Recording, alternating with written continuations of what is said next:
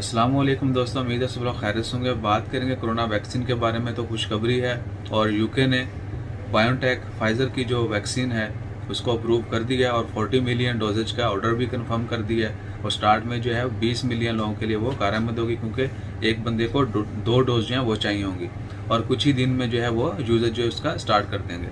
सो इंशाल्लाह खैर, उम्मीद है कि इसी तरह बाकी कंपनीज भी और बाकी ममालिक भी जो हैं वो जल्द अप्रूव कर देंगे वैक्सीन को।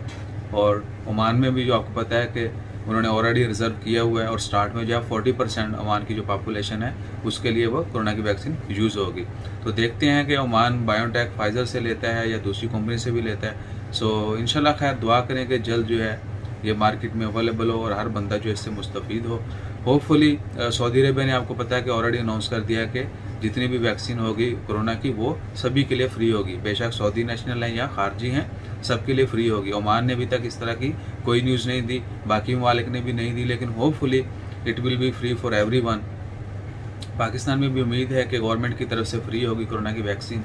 तो देखते हैं कि बाकी ममालिक जो हैं कब अप्रूव करते हैं और कब जो है इसका इस्तेमाल शुरू होता है। इंशाल्लाह खैर दुआ में याद रखें, अपना ख्याल रखें। जज़ाकल्लाह, अल्लाह हाफ़िज़।